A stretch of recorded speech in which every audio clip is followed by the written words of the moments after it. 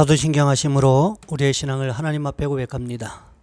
나는 전능하신 아버지 하나님, 천지의 창조주를 믿습니다. 나는 그의 유일하신 아들 우리 주 예수 그리스도를 믿습니다.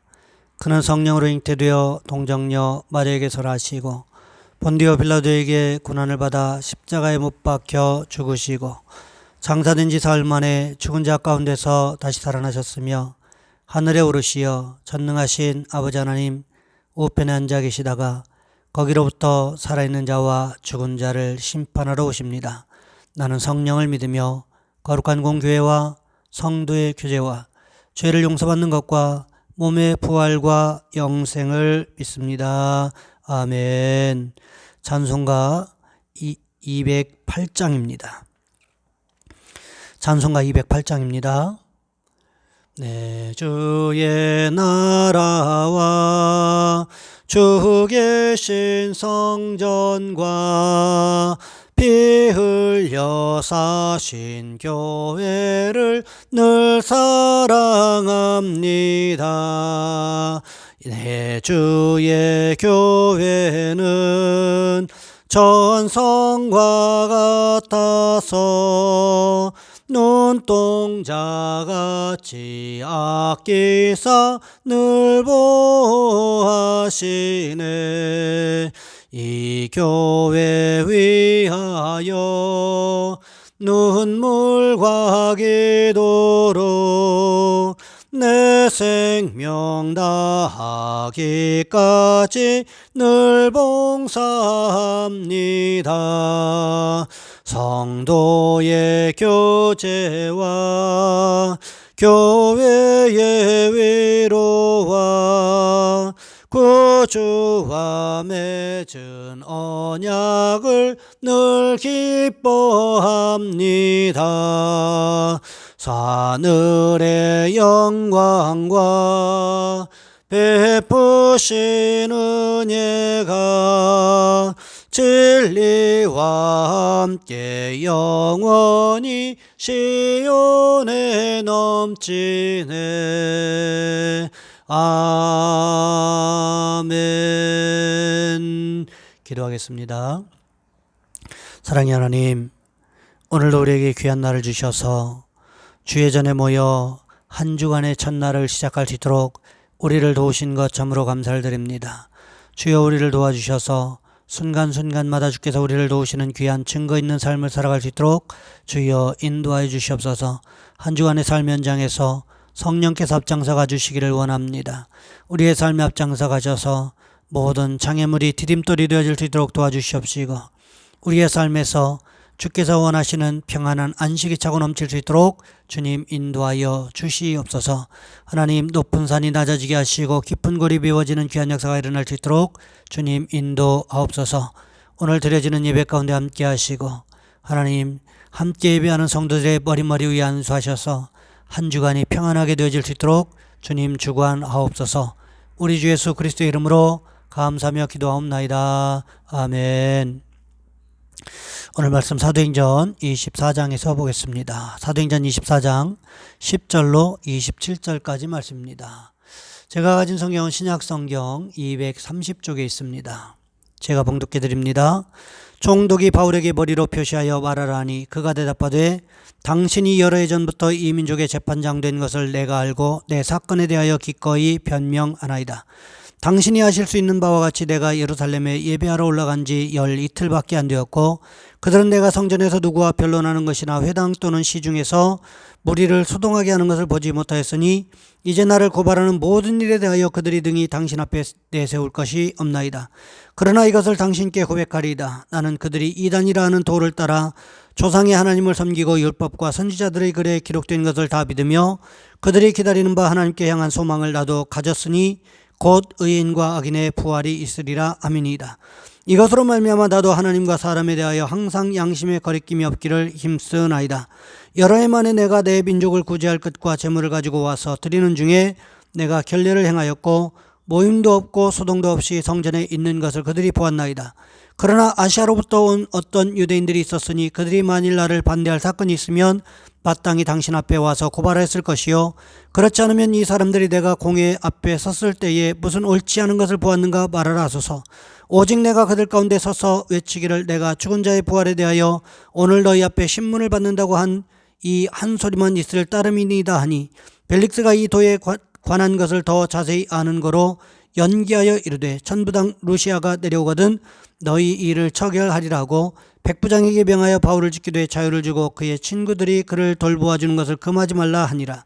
수일 후에 벨릭스가 그 아내 유대 여자 드루실라와 함께 와서 바울을 불러 그리스도 예수 믿는 도를 듣거늘 바울이 의와 절제와 장차 오는 심판을 강론하니 벨릭스가 두려워하여 대답하되 지금은 가라 내가 틈이 있으면 너를 부르리라 하고 동시에 또 바울에게서 돈을 받을까 바라는 거로 더 자주 불러 같이 이야기하더라. 이때가 지난 후 보르기오 베소도가 벨릭스의 소임을 이어받으니 벨릭스가 유대인의 마음을 얻고자 하여 바울을 구류하여 두니라. 아멘. 오늘 본문의 말씀을 가지고 참된 두려움과 거짓된 두려움이라는 제목으로 함께 말씀을 살펴보겠습니다. 1999년 9월 15일 저녁 7시 미국의 웨지우드 교회에서 이런 일이 있었습니다. 학생들이 모여서 이제 학교와 나라를 위해서 기도하고 있었어요. 이때 40대 한 남성이 교회 본당으로 들어왔습니다. 이 사내의 표정에서 무언가 이상함을 감지할 수가 있었습니다. 확실히 정상인의 모습은 아니었다라는 거지요. 이 남자는 갑자기 기도하는 학생들에게 총을 꺼내서 난사하기를 시작을 했습니다. 순식간에 100여 발이 난사가 되었어요. 곳곳에서 신음소리가 나고요. 학생과 교사들이 쓰러졌습니다.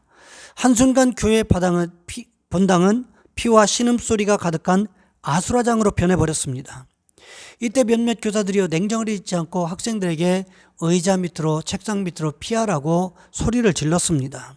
총을 들고 있던 이 광결인 이 남자는 또 다른 타켓을 찾아서 다니고 있었어요. 이미 6명의 학생이 총에 맞아 죽었습니다.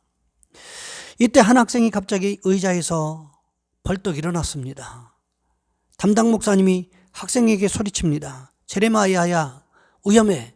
빨리 의자 밑으로 피해. 책상 밑으로 피해. 목사님의 말을 무시한 듯 이 학생은요 총기를 들고 있는 이 남자에게 다가갔습니다. 이 학생을 발견한 남성이 짜증난 투로 이야기합니다. 넌 뭐야? 제레마이아가 이 총을 든 남성을 쳐다보면서 이렇게 말했습니다. 아저씨, 이러지 마세요. 지금 아저씨에게 필요한 것은 예수 그리스도입니다. 짤막한 순간에 침묵이 흘렀고요. 정적이 흘렀습니다. 자기 목숨도 보장받을 수 없는 그런 상황에서 19살짜리 학생이 살인마에게 예수 그리스도의 복음을 전하고 있었던 것입니다. 살인마의 얼굴이 금세 일그러집니다. 곧장 이 제레마이아를 조준하더니 방아쇠를 당겼습니다. 발사된 총알은 빗나가서 제레마이아의 발에 맞았습니다. 총에 맞은 제레마이아는 아무런 두려움 없이 총을 쏜 남성에게 또다시 이야기합니다. 아저씨, 원하신다면 저를 다시 한번 쏴보세요. 저는 죽어도 걱정이 없습니다. 왜냐하면 지금 죽으면 제가 어디로 가는지 알고 있거든요. 그 순간 모든 사람들이 살인마를 자극해서 제레마이아가 죽을 것이다 이런 생각을 했습니다. 그런데 사람들의 생각과는 정반대의 일이 벌어지고 말았어요. 갑자기 이 살인마가 자기 총으로 자기 머리를 겨누더니 자살해버렸습니다. 어떻게 이런 일이 가능했을까요? 제레마이아가 훌륭한 학생이었기 때문에요? 가정이 좋았기 때문에? 아닙니다. 제레마이아는요 호러머니 밑에서 혼자 자라고 있었습니다. 공부도 제대로 못했어요. 그런데 신앙생활은 아주 똑부러지게 잘했던 것 같습니다. 제레마이아의 심령 속에는 예수 그리스도가 살아 움직였습니다. 총기 난사 사건이 발생한 당일 목사님도 전도사님도 신학생도 또 교사도 아무도 어떤 학생도 아무도 이 살인마를 직접 대면하지 못했습니다. 누가 대면했습니까? 10년 가운데 예수 그리스도가 살아있던 이 제레마이아만이 이 살인마를 대면할 수가 있었다는 거지요. 여러분 우리도 마찬가지일 수 있다는 것입니다. 예수 그리스도가 우리의 심령 가운데 살아 계셔야 됩니다. 예수 그리스도가 살아 계셔야, 우리의 심령 가운데 살아 계셔야 세상이 주는 거짓된 이 두려움에 속지 않을 수가 있기 때문에 그렇습니다. 오늘 본문에서 보시기 바랍니다. 바울이라고 왜 두려움이 없었겠습니까? 그럼에도 불구하고 바울은요, 참된 두려움, 예수 그리스도를 향한 두려움을 가지고 세상이 주는 거짓된 두려움을 이겨나가고 있었다는 것입니다. 바울은 다시금 대제사장 아나니아에게 고발을 당했어요. 유대 유명한 역사가인 요세푸스의 기록에도 이 아나니아에 대해서 등장합니다. 요세푸스에 의하면 아나니아가 대제사장의 자리를 차지하기 위해서 전임 대제사장을 음모와 계략에 빠뜨려서 죽였습니다. 그 뒤를 이어서 이 자리를 차지하게 되는데 온갖 부정을 일삼고 성직을 매매하는 등 자기 재산을 불리는데 혈안이 되어 있었습니다. 물질을 너무 좋아했다는 거지요. 이 사람이요, 바울도 체포했습니다. 유대 대제사장으로서 전임 대제사장을 음모와 계략에 빠뜨려 죽인 이 아나니아, 거기에다가 명석한 머리와 폭넓은 학식으로 맡은 재판마다 수단과 방법을 가리지 않고 승소하는 국제변호사 더둘로, 또 돈이 되는 일이라면 무슨 일이든지 다 하는 이 벨릭스 총독, 이런 사람들 앞에서 바울이요, 과연 할 수 있는 일이 무엇이 있었을까요? 아무것도 없었을 것입니다. 그때 바울의 마음이 어떠했을까요? 끝을 알 수 없는 거대한 절벽을 마주한 느낌이 아니었을까라는 생각을 해보게 됩니다. 이런 사람들을 만나게 되면 우리는 어떤 생각을 가지게 될까요? 저런 사람들을 도대체 우리가 어떻게 이겨? 그냥 미리 포기하는 게 낫겠다. 이렇게 하면서 절망하고 주저앉아서 통곡하고 있지는 않을까요? 하지만 사람을 통해 다가오는 이 두려움은 거짓된 두려움이더라는 것입니다. 이런 거짓된 두려움은 하나님께서 주시는 용기를 가지고 얼마든지 극복해낼 수가 있다는 것입니다. 오늘 본문에도 보시면 바울 주변을 둘러싼 사람들은 오로지 돈과 지위에 혈안이 되어 있는 사람들이었습니다. 아나니아가 그랬고 또 더둘로가 그랬고 벨릭스 총독이 그랬습니다. 동시에 오늘 본문 26절 말씀에 보시면 또 이렇게 기록합니다. 동시에 또 바울에게서 돈을 받을까 바라는 거로 더 자주 불러 같이 이야기하더라. 바울을 신문하는데 쓸데없이 이 벨릭스 총독이 자꾸 바울을 불러냅니다. 그리고는 무려 2년 동안을 구금을 했습니다. 바울의 행색도 그렇고 옥에 갇힌 죄수에게 무슨 돈이 있어서 자꾸 벨릭스가 불러냈을까?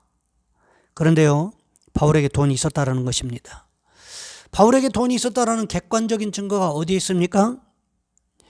오늘 본문 17절과 18절 말씀해 보시면 여러 해 만에 내가 내 민족을 구제할 것과 재물을 가지고 와서 드리는 중에 내가 결례를 행하였고 라는 이 간증을 바울이 했다는 거지요. 벨릭스, 돈에 미쳐있는 이 벨릭스 총독이 바울에게서 이 이야기를 듣고 행색은 저래도 아마 돈은 좀 있는 모양이다, 이런 생각을 했던 모양입니다. 그리고는 바울에게 접근해서 어떻게든지 그 돈을 좀 뜯어내려고 구슬리고 있다라는 거예요. 자꾸 바울을 불러내서 돈만 주면 내가 지금이라도 당신을 풀어줄 수 있다, 이런 무언의 메시지를 던져주고 있는 겁니다.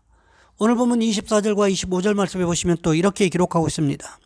수일 후에 벨릭스가 그 아내 유대 여자 드루실라와 함께 와서 바울을 불러 그리스도 예수 믿는 도를 듣거늘 바울이 의와 절제와 장차 오는 심판을 강론하니 벨릭스가 두려워하여 대답하되 지금은 가라, 내가 틈이 있으면 너를 부르리라 하고, 바울의 설교 말씀을 듣고 이 벨릭스가 두려워했다, 불편해했다, 이렇게 기록하고 있지요.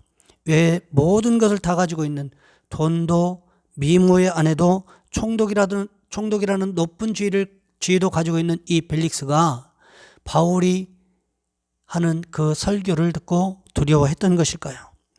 우리는 더 많이 가지면 사람들이 나를 존경하고 두려워할 것이라는 생각을 갖게 됩니다. 더 높은 지위에 올라가면 사람들이 내게 항복할 것이라고 생각하는 경우들이 있습니다. 내가 더 높은 지위에 올라가고 더 많이 가지면 믿지 않는 사람들이 나를 위대하게 볼 것이라는 생각을 가지고 있습니다. 여러분 정말 그럴까요? 그렇지 않은 경우들도 있다라는 거지요. 하나님께서는 우리에게 세상에 나가 하나님의 사랑과 그리스도의 성품을 힘입어 싸우라 이렇게 말씀하고 계십니다. 그리스도를 두려워하는 경건을 가지고 세상과 싸우라고 말씀하고 계시는 거예요. 왜 세상 사람들이 예수 믿는다고 하는 사람들을 무시하고 비웃을까요? 그것은요, 예수 믿는다고 하면서 세상 사람과 똑같은 방법으로 살기 때문에 그렇습니다. 세상 사람들과 똑같이 말하고 똑같이 행동하고 똑같이 돈이 최고라는 행동을 하고 있는데 세상 사람들이요, 예수 믿는 사람들을 두려워할 이유가 한 가지도 없다라는 거예요. 뿐만 아니라 예수 믿는다고 하는 사람들조차도 하나님을 두려워하지 않고 있는데 예수 믿지 않는 사람들이 하나님을 두려워하는 것을 어떻게 기대할 수 있겠냐는 거지요. 우리 예수 믿는 사람들은 세상과 똑같은 논리를 가지고 싸우면 안 됩니다. 설령 그들이 우리의 아픈 곳을 찌르고 후벼파는 말과 행동을 하더라도 그들과 싸워서는 절대로 안 된다라는 거예요. 그렇게 하면 세상 사람들이 어떻게 할까요? 그때부터 두려움이 생기더라는 것입니다. 바울이 하나님을 두려워하는 모습이 있었더니 어떻게 되었습니까? 총독 펠릭스가 일개 죄수에 지나지 않는 바울을 두려워하게 되더라는 거지요. 여러분, 그러니 우리도요, 이 바울의 모습을 본받으셔야 된다는 것입니다. 우리도 바울과 같이 하나님을 두려워하는 삶을 살게 되면 세상이 우리를 감당하지 못하고 세상이 우리를 두려워하는 모습이 있게 될 것이라는 거지요. 바라기는 우리 모두가 바울과 같이 하나님을 두려워하는 삶을 살아가시는 축복이 있으시기를 주님의 이름으로 부탁을 드립니다. 이 시간 우리 한 목소리 함께 기도합니다. 하나님, 우리가 세상을 두려워하지 않게 하옵소서. 하나님의 말씀을 두려워하게 하옵소서. 오직 예수 그리스도와 동행하는 증거를 가지고 살아가게 하옵소서. 이 시간 우리 주 한번 간절히 부르신 후에 한 목소리 함께 기도합니다. 주여, 사랑의 하나님, 우리를 도와주시기를 원합니다.